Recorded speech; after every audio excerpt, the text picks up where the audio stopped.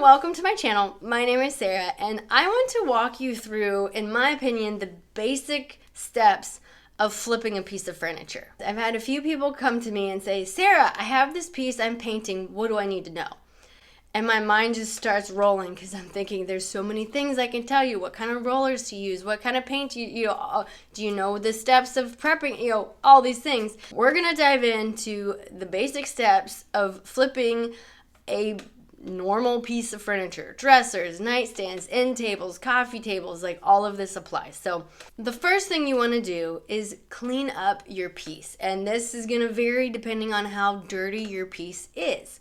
If it's been in somebody's barn and really dusty, there's going to be more stuff to clean off. So if it's dusty and gunky, I want to start with vacuuming, get as much of that gunk off as I can before I go in with anything wet, any type of cleaner. My first choice is Simple Green. It's just a degreaser because you want to get any gunk off that you see and don't see, so that when you go to paint stain or whatever you're putting on your piece, you want it to stick well. So cleaning is very important. I've had to redo some pieces because I didn't clean properly. So it is very important to get all the gunk and junk off of your piece. You can use TSP mixed in water. That is supposed to clean well. You can use soapy water with just dish soap, or add a little vinegar in there if you're having a smell issue. Any of those will work. I default to Simple Green because it's easy. It doesn't require a bucket of water. However, once you use your cleaning agent, you want to rinse it. And I do not mean with a hose. I've had bad experience with that too. I mean just with a bucket of warm water, wring out your rag, and just make sure that there's no more chemicals or residue on your piece so that you're starting with a clean slate. Now, if you have mold in your piece, you need to get that taken care of before you put any paint on or any type of sealer on this. You want it gone. If there's a smell, you want it gone. And there are other things you can do for smell if you can't clean it out though.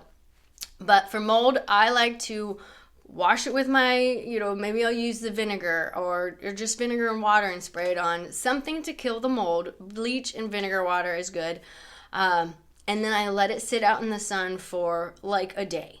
Like hot sun, as good as we can get it. That also helps it dry out from all the water I just put on it, but it also helps kill the mold. So once I'm satisfied with the piece being clean, it is now time to patch. So that is my second thing I would say to do. Step 2 is patching. And the things you're looking for to patch are dings and nicks that you can fill with just a little bit of wood filler. If there's big dings and nicks, you can use Bondo. Bondo is a very hard and very smelly thing to use, but it works very well, especially if you have, if you're going to replace the hardware and your new hardware holes don't match up with what was already there and you need to fill those holes. Bondo is really good for that. If you have just some deep gouges, Bondo is good for that. Other things that you might need to do in patching is like if there's a laminate top and it's popping up and you need to glue that down, or there's like some wood split and you need to glue it back together. Often drawer glides will be splitting and I need to glue those on, or just random things that need glued back down. That can be done in this patching stage. I've had the wood fibers just falling apart in pieces and I needed to take some time and glue those layers back together and clamp them down. So patching after you've cleaned it is the next step. Often drawers are falling apart or wonky or an area is loose, and I've had to take drawers apart and then sand all the gunky glue off of the pieces so I can get a nice clean fit back on and make the drawer solid. So that is the general things that we need to patch. The third step is I would call it prepping. If we have paint or a top coat that is really thick and we want to get down to wood, we can do two things to get that off. The first is using some type of stripping agent. I don't like to go this route, so I do not have a ton of experience in this area. But I have used Citrus Strip, and it's a nice thick, nice smelling goo that you can put on your piece. And if the stuff that you need to get off, whether it's a varnish or some type of top coat or paint, you know, if you need to have it thick on there, you can use saran wrap so that it stays moist and can penetrate without drying out, because when it dries out, it is a pain to get off. It's at least more of a pain. I don't like using this, so it's all a pain to me. So once that is sat for 30 minutes, 2 hours, it depends on how thick you need it to go down in, I just use a plastic scraper and as best I can scrape all that off and put it into a solo cup so I can throw the solo cup away. It's messy. I make sure I have a drop cloth down. It's messy. Once you've scraped up as much as you can, I use these green scrubby pads and then go in and scrub off. You can use, this is where you would also use some TSP to clean that area up. This can get really wet and messy. Again, I don't like this. I haven't perfected it. It's just messy and I'd rather avoid it. But sometimes you got to do it because of just the piece. So once you have used the TSP to clean it up, you need to rinse again because you always want to get that TSP off your piece. And then you need to give it time to dry.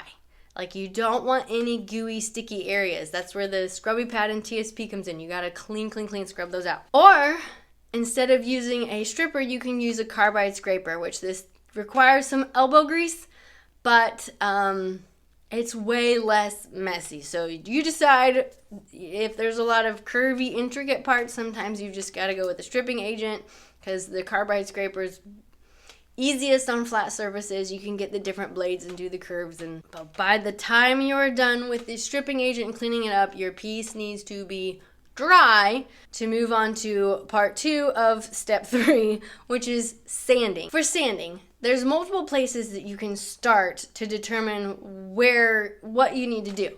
So if you just finished stripping paint off of something and now you need to sand it smooth so that you can either paint it again or stain it, you want to start at a lower grit sandpaper, like 100, 120, and really get your surface smooth.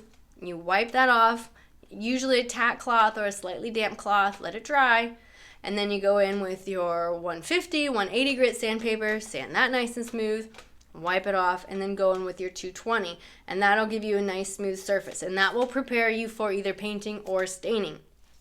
If you have a laminate type top, that fake wood stuff, that's not a veneer. The veneer is a very thin piece of real wood, but laminate is just like that plastic, shiny stuff. And if you are getting ready to paint over that, because that's not real wood, you cannot sand it down to bare wood to stain. That is a painting project, no staining. So if you have that type of a piece, you want to use like a 180 grit sandpaper, and you want to scuff it up so that the surface is no longer that sleek, shiny, smooth, so that your paint will stick to the piece. I painted my sewing desk. I did not scuff sand it well enough, and the paint is scratching off in places, and that's a bummer because that's going to be a lot to redo, but I need to. So you want to make sure that you are scuffing well, because getting your base set is very important. You want to get everything clean, because if a piece is not clean, when you go to paint it, stuff underneath can cause the paint to bubble or not stick. If it is not sanded properly, like the laminate, so that it's too smooth, paint will have a hard time sticking. So preparing your piece is very important for a very nice final product. Difficult, tiny areas for sanding, you might have to come in with hand sanding. Otherwise, I prefer to use an orbital sander and get as much done as I can. You can get sanders with pads. The square non-orbital ones I think are better if you want to get the pad ones and get into more tiny spaces. It just depends on what you have. Use what you have is my opinion. Once your piece is smooth, you are ready for step 4, which would be your staining or painting, or you can do an oil. So this would be your putting your color in, okay? And if you're going to go with a stain, again, you have real wood and it's dry. There's different stains you can pick from. There's gel stains, penetrating stains. There's stains with a top coat poly in it. I have tried them and I didn't like it. So I don't recommend that one. I would just say find a color you like and to me. If it doesn't have the poly mixed in, go with it.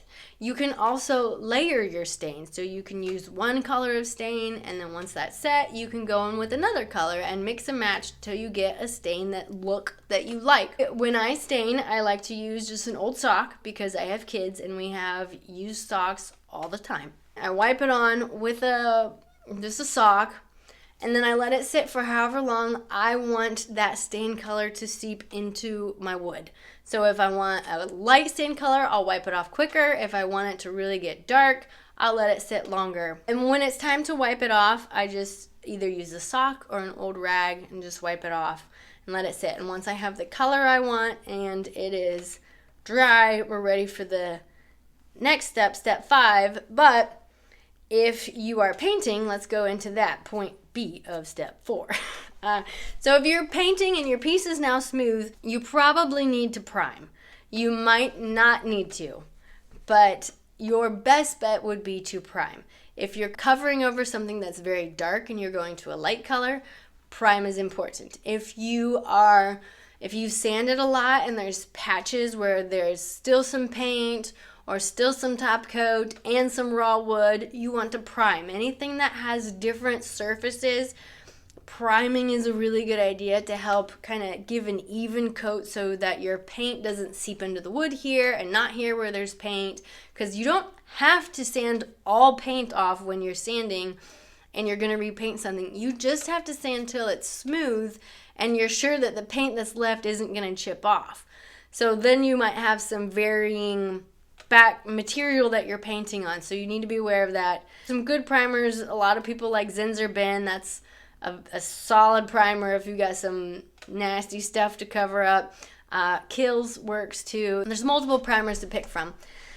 So once you've primed it, you will probably need to go over and do a light sanding because primer can be thick and leave brush marks. So get that nice and smooth.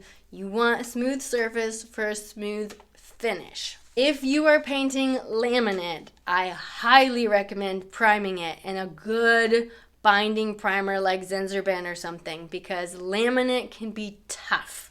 If you need to block odor, there's odor blocking primers. I have had pieces as well where I primed with shellac. So I have a spray can of shellac.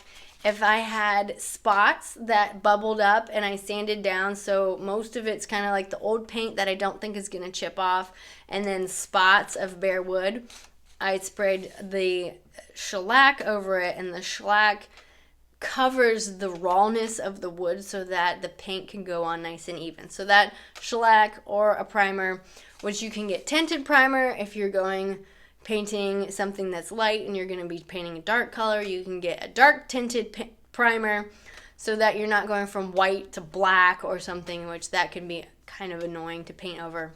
I've done it. Once your primer is dry, which dry times are very important, you want your piece to have enough time between every step to dry out, and that can make the project take longer, but if you want to do it well, you want to give it dry time. It's very important so that final step, it looks good. So if it's moist out and very humid and rainy, it's going to take longer for your things to dry than if it's a hot summer day and the humidity is like 2%, So take into account your weather to determine how long something needs to dry. If it's cold out and you're in a heated room, that's going to be different than if it's sunny and outside. So just be aware of the tackiness, the wetness in the air. That greatly affects the dry time. If it's wet, it'll take longer, obviously. If it's dry, it'll dry faster. When it comes to time to paint, there's a variety of paints out there, and so many of them are good and they're going to work probably just fine. However, if you want to sell your piece or want it to last a long time, it is worth considering a good quality paint. I have really liked Fusion Mineral paint that I have had to buy online. Not many big box stores don't sell it at all, but little boutiques have sold it nearby. But it goes on so nice. That is my favorite paint that I've used. However, it is like a chalk paint, so it has kind of a chalky texture to it when it's done, which that's not my favorite, but this paint is so nice. You can put a top coat over it and then it won't feel chalky, and it's fine. We have a Lowe's nearby, so I've used their paint, which is Valspar and Sherwin-Williams, and they're fine. The higher quality Valspar has worked fine on furniture. I've used their samples, which is their higher quality Valspar paint, and it's held up fine, and no scratching, nothing. So half the battle is that prepping process and getting a good primer on to get your paint to stick. Valspar's furniture paint has gone on nice. Their Valspar's regular paint. Sherwin-Williams furniture paint is thick, and I've had to redo a piece because I didn't realize how thick it was, and you need to almost water it down with paint thinner, and I'd just rather not mess with that. I want a paint that goes on not too thick but not too thin. So yeah, I've used a variety and I've really not had any big issues. My big issues have been with not prepping the base, and that's when it's scratched, bubbled, or peeled off. Prep is key, and if you're priming and painting, you usually need 2 coats of paint. You need to allow dry time between all of those. In between coats of paint, you want to sand with like a 220 grit sandpaper to just smooth it out, smooth out your brush strokes, but do not sand after your final coat. You don't want those scratches in your final coat of paint. And when painting, I don't worry about my paintbrush when using primer. I kind of use a little bit junkier of a paintbrush, and then you just sand the ridges out. But when it comes to painting, I like to have a nice soft-tipped paintbrush. Again, Purdy's the nice brand at Lowe's, so that's what I've used. I'm sure there's tons of nice paintbrushes out there to pick from. That's just what I've have experience with, and it's been fine. Another option instead of a stain or painting is to do a wash. And if you want to do, usually it's called a whitewash because white paint is what we've used, but you can do this with any color. And essentially you take a paint, in my opinion, preferably one that's obviously water-based, but I think better is like a chalk paint or a milk paint that are made to be able to add water to, whereas like your store-bought paints, big box stores, those paints, you're not really supposed to water them down. It breaks down the structure of the paint, and it's not as strong anymore. But again, you're washing it, so it's more like making it a stain. So does it really need to be strong? I don't know. But anyway, you pick whatever color you want, and then you water it down with water to whatever degree you want. So if you have, like I had a wood coffee table and I was painting the legs, so I watered down that same paint color for the top to whatever degree of darkness I want the paint. And then you brush it on, and you can wipe it off right away, and it'll be a light wash, or you can let it sit there for a while, and then it'll be a deeper wash. You can leave it on and let it completely dry. It's however you want to do it, whatever shade of paint you want on there, it determines how long you leave it or how watered down you do it. So that's totally up to you. You just get creative with it. And again, you need to let it dry. Now, this one is really, I don't use it very often, but if you're doing like shelves and this area is not going to be used a whole lot, and you don't want to stain it, but you do want to kind of put a coat on the wood, you can get like a Danish oil or a couple different oils that have like a stain in it, and the oil kind of seals the wood, but it's not like a poly top coat. But those are nice to use too, because if you have a nice clean piece of wood, you put the oil on it, you let it sit, and maybe put a second coat, and you're done. And that's a super easy project. I don't know how that works with furniture pieces. I've only used it on shelves. So it's like a low traffic area, and stuff's not going to be sat on it, moved on it a whole lot. They're just going to sit there and look pretty. But that's another option for a way to stain or treat a piece of furniture. All right, so once we have step 4 done, we're moving on to step 5, which is the top coat. You want some type of protector. Generally, a lot of paints have some type of a top coat mixed in it already, so you can determine whether you want a top coat or not. If you use a milk paint or a chalk paint, often you want to do a wax on top. If you do a wax, it's, wipe on, wipe off. So you usually have this special wax brush. You swirl the wax on, and then you can either immediately or do your whole piece and come back and you buff the wax out. And you're going to buff it until you get a nice sheen. It's kind of more like a matte look. Those are good for chalk paints. You can use them on the tops of dressers and nightstands or coffee tables, but they're not a hard top coat, so it's not the best choice, but they work. But the wax can kind of break down and get stuff in it. So for a high traffic area, wax I don't think is the best. You could do it on the sides and maybe do a poly on the top, something a little more hard. So if you don't do a wax, the other common option is a poly top coat, which you can do wipe on polys, or you can do ones where you like brush it on. And either one works fine. The wipe on poly is very user friendly, but from what I've seen, those are oil based, and oil based polys tend to yellow over time.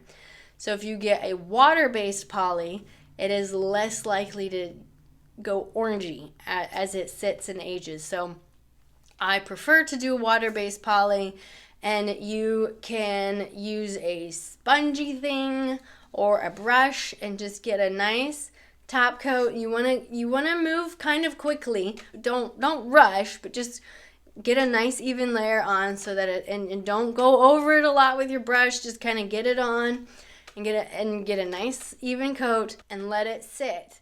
And you want that coat to fully sit before you come and dry, before you come back and do a second one.